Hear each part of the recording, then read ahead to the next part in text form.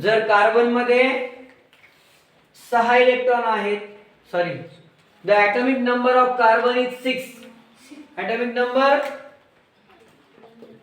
Z equal to 6. How many electrons are there in carbon?